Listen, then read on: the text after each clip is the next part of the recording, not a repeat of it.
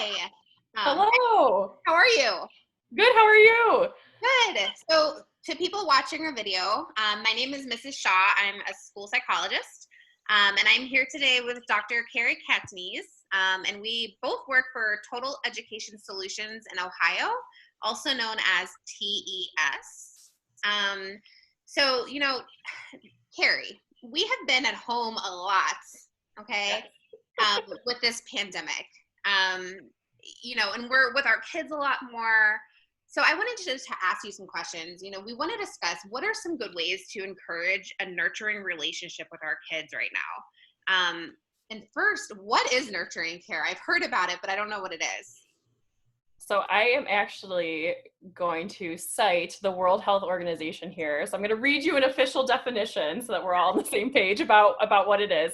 Because there's a lot of resources out there about nurturing care, nurturing parenting. So just for the purposes of this conversation, we'll use the World Health Organization's definition. So they define nurturing care as a stable environment created by parents or other caregivers that ensures children's good health and nutrition, protects them from threats, gives children opportunities for learning, especially through interactions that are emotionally supportive and responsive. So basically, we're talking about safe, stable, nurturing relationships and environments, and those are all really considered to be an important part of healthy child development and a child's overall health as well. So there's been some research that has shown nurturing caregivers can actually help foster lower stress levels and also appropriate coping strategies for kids and family members. So if those strategies are being used, it can apply to the whole family too.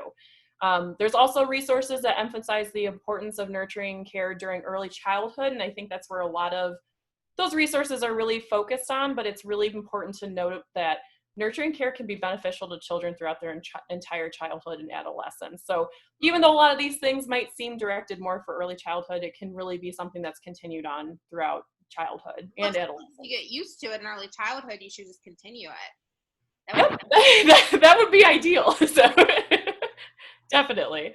So it sounds like then nurturing care is being really nice and loving to your children, right? So kind of. So yes. So I wouldn't say no, but it's actually probably a little bit more than that, a little bit deeper than that. So again, according to the World Health Organization, nurturing parenting includes keeping children safe, keeping them healthy and well nourished, paying attention to and responding to their needs and interests, and also encouraging them to kind of explore their environment and interact with others. So actually, the World Health Organization kind of identifies 5 main components of nurturing care. And so those are good health, adequate nutrition, responsive caregiving, security and safety, and opportunities for early learning. So it's a little bit more than being nice and loving to your children, even though that's a big part of it. Wait, so responsive caregiving. I like that. What does that mean? So that kind of goes along with the, nurturing parenting because it's one of the components. So I'm Yeah. glad you picked it out because those are one of the things that we do want to talk about today. And I definitely So that just sounds interesting to me. yes, yeah, and probably more so to everyone listening, just because we kind of get an idea of what good nutrition is, adequate health, security and safety. We kind of know what those terms might mean. Those 5 main components noted by the World Health Organization, but responsive caregiving can be a little bit more ambiguous. So, um, obviously, I need some more opportunities for early learning. So. Right.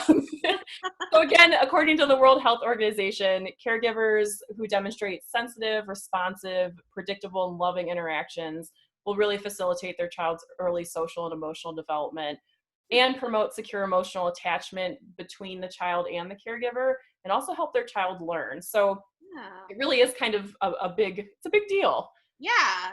I mean, so Carrie, this all sounds great, okay? But like what can we do to help facilitate nurturing interactions with our children? Like what are some things I can actually do?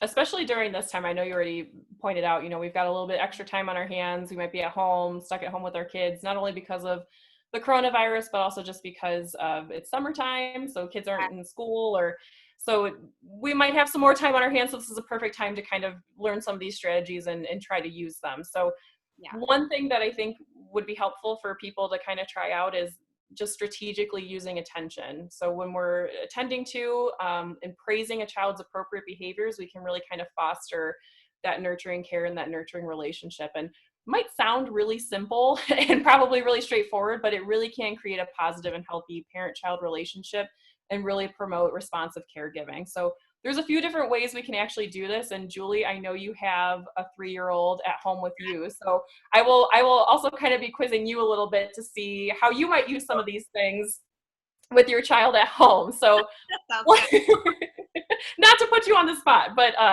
so one of the things we can do is we can kind of catch children being good. So we've probably heard that term a few times. So that's important to remember, because when we're disciplining children, we're teaching them what they are not allowed to do.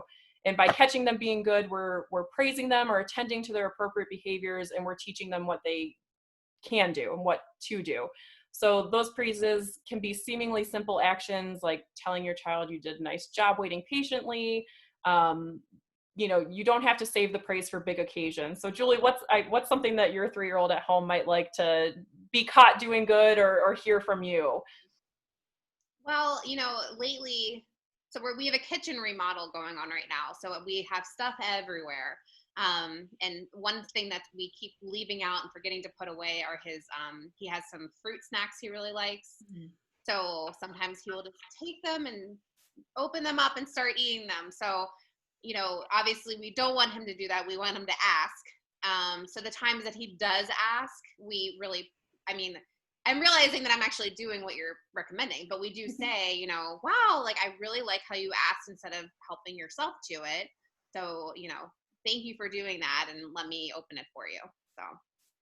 And that is a perfect example of that. And it's something that's so simple to do. And one thing that's important that I was going to bring up that you were already doing is that it's important to be specific with your child too. When you're giving that praise, that you're noting the specific appropriate behavior, so I'm happy you did this. I'm happy you waited until, or you asked, before you got a fruit snack, so that you're telling them the exact behavior that got them that praise, so that they're putting it together and they're understanding it, and that you're even saying thank you or awesome job and along with it. And all of those really go a long way. And again, they seem kind of simple, but they really do help build that nurturing relationship. And one thing too, praise doesn't just have to be verbal. So it could be physical. It could be a hug, it could be a high five, a kiss, a thumbs up. So is there something like that, Julie, that your son at home likes more than the others?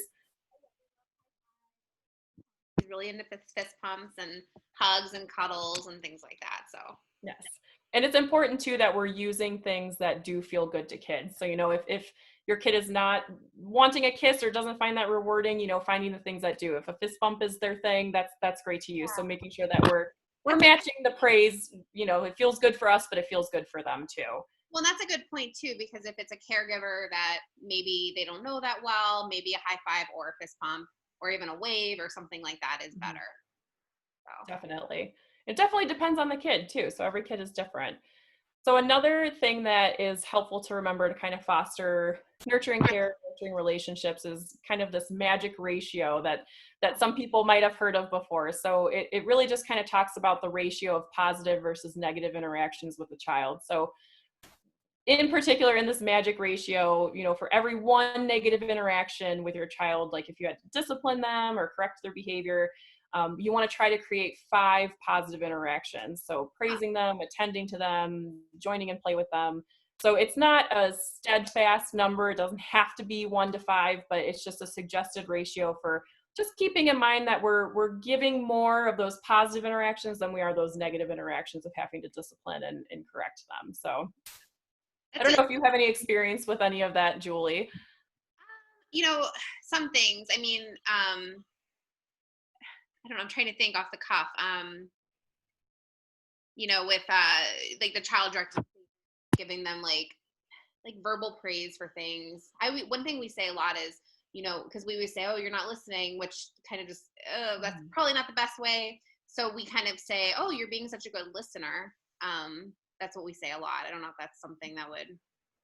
I think definitely. And I think that's such a good self-reflection of, oh, we were telling him what not to do. How can we rephrase that in a way that we can, praise them or tell them what to do? So it kind of takes the mystery away from the kid of, well, I'm not listening. Well, what am I supposed to be doing? And I think Yeah. that moment right there, Julie, is what a lot of us go through. We're like, oh, I think I could have done this instead of that. And that's really what this video is about, is finding those ways to plug in those positive interactions or those verbal praises and reframing things throughout the day. So that was perfect. um, so really another thing that would be helpful during this time is to kind of engage in child-focused play sessions with your child. And Oh, yes. these do not have to be long by any means. It could be quick. It could be 5 to 15 minutes a day. So nothing too time consuming. I know, we can be stressed out right now with it being summer, having a pandemic going on, a lot of other things that are going on in this country. So it could be hard to find the time or the energy to really invest, but really 5 minutes is all it takes. And when you're taking that 5 minutes, making sure that you're playing with or attending to only one child at a time. So if you have multiple kids at home or there's siblings or there's other people in the home, making sure you're taking that time for each child just to really focus on them for a few minutes. And kind of using those child directed statements throughout the play session. So again, the specific verbal praise that we've already talked about and Julie's already kind of modeled for us.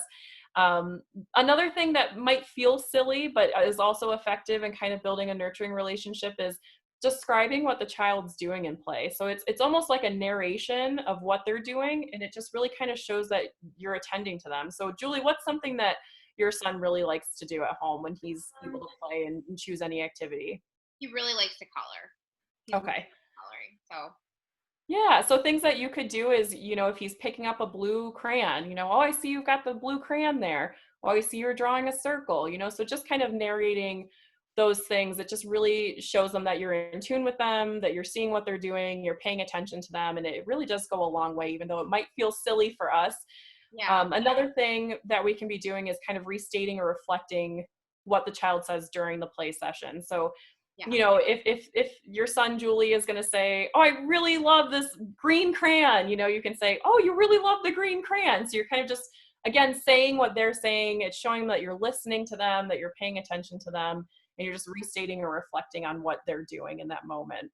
I love that. Another another important thing is Yeah. just to join in the play. So making sure that you're playing, but also making sure you're following the child's lead in those 5 or 15 minutes that you're working with your kid. So try to avoid asking questions. Don't ask them what they're doing or don't tell them what to do. And don't criticize them too. And so Julie, I don't think that you would do anything like this. But, if your son were to draw a circle, don't say, oh, well, you could draw it better by doing like this. Really just take their lead and let them lead, imitate their play, join in with their play. Really just a couple minutes a day can really help kind of foster some of those nurturing care and nurturing parenting. And it goes a long way for social development and having a secure attachment with you too. So That's great. Well, thank you so much. I really, really appreciate this. This was very helpful for me as a school psychologist, but also as a mom to a 3-year-old, a very active 3-year-old. So, and to people watching the video, these strategies can work with children of all ages, and they can help further develop your nurturing care parenting strategies, and really help foster those positive interactions among your children and their caregivers or parents. So we really thank you for watching. For more information and parenting tips and school tips, etc., please visit our website, tesidea.com. Thank you, everybody. thank you. Bye.